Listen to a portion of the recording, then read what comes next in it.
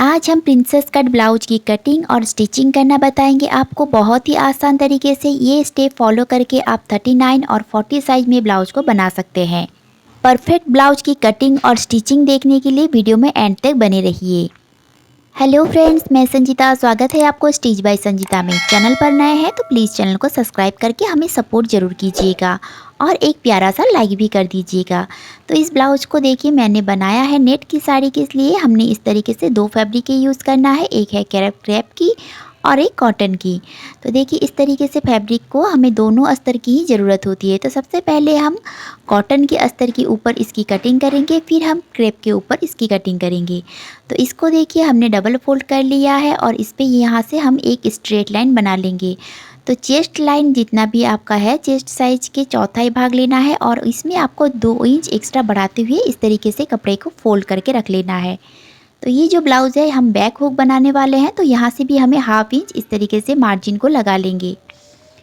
अब देखिए friends, 39 size में ब्लाउज को बना रहे हैं, तो हम यहाँ पर 16 इंच पे लंबाई के लिए मार्क करेंगे और इसमें हमें सिलाई मार्जिन भी ऐड है। तो हमें यहाँ से 16 इंच पे मार्क को कर लेना है 16 इंच पे और इस लाइन को यहाँ से सीधा कर लेंगे।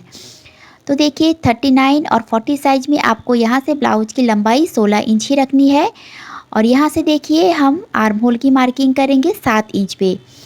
तो 7 इंच पे हमें इस तरीके से आर्म होल के लिए मार्क करेंगे और इस लाइन को भी यहाँ से सीधा कर लेंगे।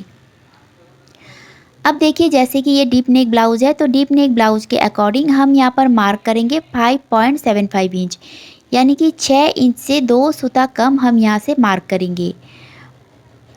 6.25 इंच पे हम यहाँ से मार्क करेंगे और इन दोनों पॉइंट को मिलाते हुए लाइन को ड्रॉ कर लेंगे। तो इस तरीके से लाइन ड्रॉ कर लेने के बाद से अब देखिए फ्रेंड्स, यहाँ से हमें चेस्ट की चौथाई भाग लेना है। तो चेस्ट है 39 इंच, तो इसका चौथाई भाग हुआ 9.75 इंच। तो 9.75 इंच पे हम यहाँ से मार्क को कर लेंगे और यहाँ से हमें एक्स्ट्रा 2 इंच की मार्जिन हमने लगाए हुए थे, तो इसे यहाँ से हम ये 2 इंच की मार्जिन को भी इस तरीके से लगा लेंगे। और यहाँ से देखिए हमारा कमर जो है 33 इंच की है, 33 इंच की कमर है, इसकी चौथाई भाग लेंगे, एक मार्क करेंगे 1 इंच डार्ट के लिए और 2 इंच हम यहाँ पर मार्जिन के लिए इस तरीके से मार्क को लगा लेंगे। अब देखिए इन दोनों पॉइंट को मिलाते हुए हमें लाइन को ड्रॉ कर लेना है। अब फिटिंग वाली लाइन को भी हम यहाँ से ड्रॉ कर लेंगे। तो इस तरीके से हमारा लाइन ड्रॉ होने के बाद से अब देखिए फ्रेंड्स, यहाँ से हमें आर्म होल की तरफ से एक क्रॉस लाइन बनाना है और यहाँ से हमें 1.5 इंच पे एक मार्क करनी है। अगर आप 36 से कम साइज की ब्लाउज को बना रहे हैं तो आपको यहाँ से 1 इंच से 2 सूता बढ़ाकर मार्क को करना है। अब देखिए इन पॉइंटों को मिलाते हुए हमें इस तरीके से आर्म होल की गोलाई दे देनी है। तो फिटिंग वाली लाइन से हमें हल्की सी नीचे की तरफ इस तरीके से गोलाई को दे देनी है। तो इस तरीके से हमारा आर्म होल भी कंप्लीट हो गया है फ्रेंड्स। अब देखिए यहाँ से हमें गले की चौड़ाई के लिए मार्क करनी है। तो डीप नेक ब्लाउज के लिए हम यहाँ से गले की चौड़ाई को रखेंगे 2.5 इंच पे, 2.5 इंच पे इसके चौड़ाई रखेंगे और लंबाई देखिए आप यहाँ से अपने अकॉर्डिंग रख सकते हैं। 9, 10, 11, 11.5 तक आप इसे यहाँ तक मार्क को कर सकते हैं। और इसकी चौड़ाई देखिए हम यहाँ से रखेंगे 3 इंच और इन दोनों पॉइंट को मिलाते हुए हम एक लाइन ड्रॉ कर लेंगे और इसमें आप कोई भी शेप दे सकते हैं। तो जैसे कि इसमें ब्लाउज में बैक में ऑलरेडी डिज़ाइन बनी हुई है, तो मैं इसी डिज़ाइन के अकॉर्डिंग ही ब्लाउज को बनाऊंगी, पर मैं आपको बता रही हूँ। तो इस तरीके से आप इसमें राउंड शेप भी दे सकते हैं। और देखिए डीप नेक ब्लाउज में यहाँ से हमेशा ½ इंच नीचे की तरफ एक मार्क करना है और इस तरीके से तिरछे में लाइन को ड्रॉ कर लेना है। इस तरीके से ब्लाउज की कटिंग करने पर आपका शोल्डर कभी भी नहीं गिरेंगी। तो देखिए इस तरीके से हमारा बैक पार्ट की जो मार्किंग है वो तो कंप्लीट हो गई है फ्रेंड्स। अब हम चलिए इसकी कटिंग कर लेते हैं। और जब तक मैं इसकी कटिंग कर रही हूँ, प्लीज़ आप लोग चैनल को लाइक कर दीजिए और सब्सक्राइब भी कर दीजिएगा। और इस वीडियो को कहाँ से देख रहे हैं मुझे कमेंट में ज़रूर बताइएगा। तो देखिए इस तरीके से बैक पार्ट की हमने कटिंग कर ली है और फ्रंट पार्ट की कटिंग करने के लिए हमें यहाँ से 2-2.5 इंच तक एक्स्ट्रा इस तरीके से फैब्रिक को दूसरे बार और एक बार फोल्ड कर लेना है। क्योंकि हम डायरेक्ट कपड़े के ऊपर इसे कटिंग कर रहे हैं, तो हमें इसके साथ मार्जिन सारी ऐड करनी है। तो यहाँ से हमें 2.5 इंच पे एक इस तरीके से फोल्ड को एक्स्ट्रा बढ़ाते हुए कर लेना है। तो जैसे कि ये हमारा देखिए जॉइंट वाली साइड मैंने अपनी तरफ रखी है इस तरीके से, क्योंकि हमने बैक में हुकाई बनानी है, फ्रंट से नहीं, तो इसलिए मैंने जॉइंट वाली तरफ मेरी अपनी तरफ रखी है। और सबसे पहले देखिए एक सीधा लाइन इस तरीके से ड्रॉ कर लेंगे और यहाँ से हमें 1/2 इंच ऊपर और एक मार्क को ड्रॉ करना है।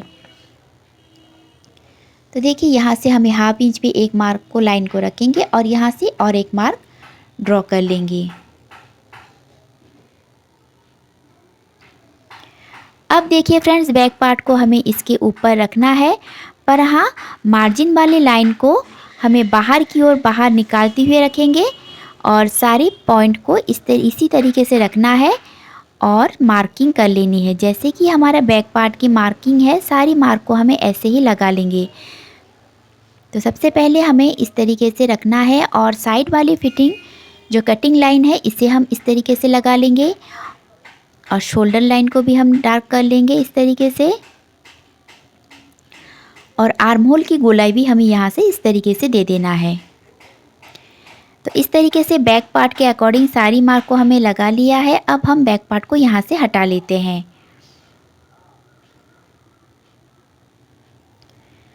तो देखिए फ्रेंड्स इस तरीके से सारी मार्क को हमने लगा लिया है और सबसे पहले हमें आर्म होल लाइन को सीधा कर लेंगे।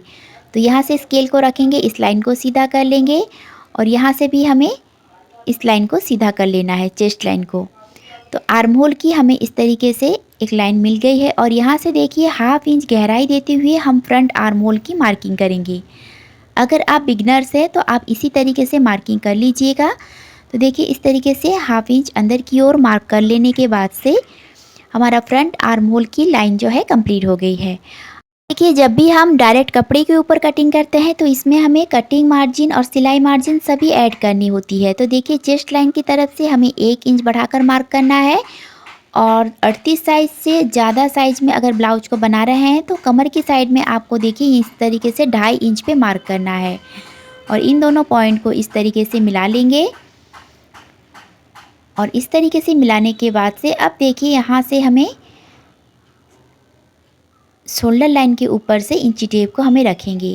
तो इसकी चौड़ाई हम पहले गले की चौड़ाई को मार्क कर लेंगे 2.5 इंच पे और यहाँ से हमें इंची टेप को रखना है और सारे मार्क को हम यहाँ से ही लगा लेंगे। तो जैसे कि हमारा नेक के जो डीप है वो है 6 इंच, तो हम यहाँ से 6.5 इंच पे मार्क करेंगे 6.5 इंच पे। और देखिए यहाँ से हमारा टक्स पॉइंट जो है 10.5 इंच पे है, तो हम 1/2 इंच एक्स्ट्रा बढ़ाकर हम 11 इंच पे इस तरीके से मार्क को कर लेंगे। तो इस तरीके से मार्क को कर लेने के बाद से फ्रेंड्स देखिए इन लाइनों को हमें सीधा कर लेना है। तो इस बस्ट पॉइंट के ऊपर से हमें इस तरीके से इस लाइन को सीधा कर लेंगे। अब यहाँ से देखिए गले की चौड़ाई के लिए हम मार्क करेंगे 3 इंच पे। तो हमें सबसे पहले यहाँ से 3 इंच पे मार्क करना है और इन दोनों पॉइंट को मिलाते हुए हमें लाइन को ड्रॉ कर लेंगे और यहाँ से हम राउंड शेप दे देंगे। चाहे तो आप कोई भी शेप दे सकते हैं, पर मैं ब्लाउज़ के अकॉर्डिंग नेक को डिज़ाइन बनाऊँगी। अब यहाँ से देखिए हमें मार्किंग करना है 4 इंच पे और यहाँ से भी हमें 4 इंच पे एक मार्क कर लेंगे और यहाँ से 1/2 इंच एक्स्ट्रा बढ़ा लेंगे सिलाई मार्जिन के लिए। और इन दोनों पॉइंट को मिलाते हुए हम स्केल को इस तरीके से रखेंगे और लाइन को ड्रॉ कर लेंगे। और देखिए फ्रेंड्स इस तरीके से लाइन ड्रॉ करने के बाद से यहाँ से हमें आर्म होल की तरफ से प्रिंसेस कट के लिए गोलाई शेप इस तरीके से दे देना है। अगर आपके पास कर्व स्केल है तो कर्व स्केल की मदद से आप बहुत ही अच्छी तरीके से इसका शेप को दे सकते हैं। अब देखिए यहाँ से हमें 2.5 इंच पे मार्क करना है और इस मार्क को हमें थोड़ा सा सीधा कर लेंगे और यहाँ से हमें प्रिंसेस कट के लिए इस तरीके से शेप को लगा लेंगे। तो यहाँ से हल्की सी इस तरीके से शेप को लगा लेंगे।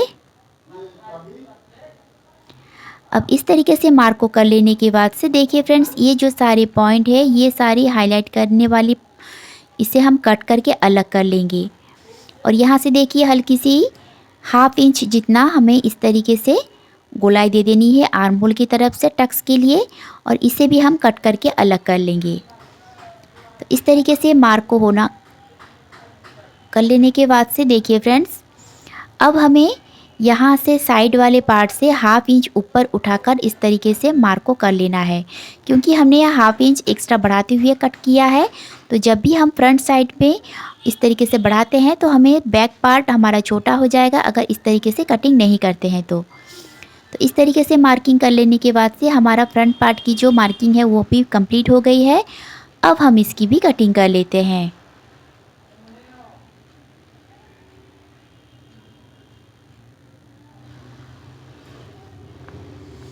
आर्म होल की गोलाई को हम इस तरीके से कट कर लेंगे और देखिए यहाँ से हमें पहले यहाँ से कट लगाना है इस तरीके से, और जितना भी हमने टक्स के लिए यहाँ से कट कर लेंगे और यहाँ से भी हमें हाफ इंच जितना कट कर लेना है। तो देखिए इस तरीके से हमारा प्रिंसेस कट की दोनों पार्ट की कटिंग भी हमने कर ली है। और अब हमें क्रेप के ऊपर इसकी कटिंग करेंगे। तो जो भी पार्ट हमारा इस तरीके से है सारी पार्ट को हम क्रेप फैब्रिक के ऊपर इस तरीके से बिछाते हुए रखेंगे और एज इट इज़ ऐसे ही कट करना है जैसे कि हमने अस्तर की कटिंग किया है। देखिए फ्रेंड्स, इस तरीके से सारी पार्ट को हमने कट कर लिया है और अस्तर, मिन फैब्रिक और क्रेप फैब्रिक को हमने एक साथ इस तरीके से सिलाई को लगाकर और चिपका लिया है। और यहाँ से देखिए एक्स्ट्रा फैब्रिक जो भी निकल रही है इसे हम इस तरीके से कट कर लेंगे। और देखिए इस तरीके से हमने कट कर लिया है और इसके ऊपर देखिए हम मिन फैब्रिक को अटैच करेंगे। तो मिन फैब्रिक अटैच करने के लिए सबसे पहले सेंटर वाली जो पार्ट है इसको हमें सेंटर निकालना है इस तरीके से, और इसे हमें डबल फोल्ड करके रखना है। और बैक पार्ट को हमने जहाँ से रेडी किया है जितना हमें चाहिए स्टिच में, तो यहाँ से हम एक कट लगा लेंगे। अब देखिए फ्रंट पार्ट को हमें इसके ऊपर रखना है इस तरीके से। तो गले को हम इस तरीके से सेट करते हुए रखेंगे और इसका लंबाई को भी हमें चेक कर लेना है, 6.5 इंच आ रही है। तो इस तरीके से सेट कर लेने के बाद से देखिए यहाँ से आप एक पिन को लगा लीजिएगा और यहाँ से हम इसे एक कच्ची सिलाई लगा लेंगे। और इस वाली एम्ब्रॉयडरी वाली पार्ट की चारों तरफ से देखिए एक पैर के मार्जिन छोड़ते हुए हमें इस तरीके से सिलाई को लगा लेनी है। इससे क्या होता है, आपका एम्ब्रॉयडरी बिल्कुल एक जगह ही टिकी रहती है, कभी भी इस तरफ मतलब खिसकती नहीं है और सिलाई करने में भी बहुत ही आसान होती है। तो इस तरीके से आप सिलाई को लगा लीजिएगा जिससे कि आपका नेक की जो है ना एम्ब्रॉयडरी एक ही जगह टिकी रहती है। और इस तरीके से एक्स्ट्रा चारों तरफ से हमें कच्ची सिलाई लगा लेंगे एक बड़े टाँके की, और एक्स्ट्रा फैब्रिक को यहाँ से कट करके हमें अलग कर लेना है। जो भी एक्स्ट्रा फैब्रिक हमने बढ़ाकर कट किया है तो इसे हमें इस तरीके से छांट लेना है। अब इसी तरीके से हमें सारी पार्ट की स्टिचिंग कर लेंगे मिन फैब्रिक को। तो देखिए इस साइड वाली पार्ट जो है इसके ऊपर हम नेट की फैब्रिक को इसी तरीके से रखेंगे और साइड वाली पार्ट को भी हमें इस तरीके से सिलाई को लगा लेना है चारों तरफ से, और एक्स्ट्रा फैब्रिक को कट करके अलग कर लेंगे। तो इसी तरीके से हम दोनों पार्ट को इसी तरीके से अटैच करेंगे और इसे कट करके अलग कर लेंगे। अब देखिए प्रिंसेस कट की हमें सिलाई लगाएंगे। तो कमर की तरफ से हमें हमेशा सिलाई को लगाते हैं। तो मैंने बहुत सारे वीडियो में प्रिंसेस कट ब्लाउज की full step by step stitching की वीडियो भी डाला हुआ है, आप लोग ज़रूर से देखिए। और इस तरीके से ब्लाउज को बनाने से ब्लाउज में फिनिशिंग भी बहुत ही अच्छी आती है और फिटिंग भी बहुत ही अच्छी आती है। अब देखिए आर्म होल की तरफ से जो भी अपना कपड़ा छोटा बड़ा आ रहा है उसे हम कट कर लेंगे। तो इस तरीके से कट कर लेने के बाद से हम शोल्डर को जॉइन करेंगे बैक पार्ट की, और आस्तीन को भी जॉइन कर लेंगे और जितना भी पट्टियाँ हैं लगा लेंगे, और गले पर हम इसकी पाइपिंग भी लगाएंगे। तो फ्रेंड्स इस तरीके से सारी स्टिचिंग कर लेने के बाद से हम इसकी फाइनल लुक देखेंगे। आशा करती हूँ आज की वीडियो आप लोगों को पसंद आई होगी। अगर वीडियो पसंद आई है तो प्लीज़ वीडियो को लाइक करना बिल्कुल भी मत भूलिएगा, और हाँ जाने से पहले चैनल को सब्सक्राइब भी ज़रूर कर दीजिएगा। और इसी तरह के वीडियो को देखने के लिए हमारे साथ बने रहिएगा। तो देखिए ये रही इस ब्लाउज़ की फाइनल लुक, कैसी लग रही है मुझे कमेंट में ज़रूर बताएं। Thank you for watching.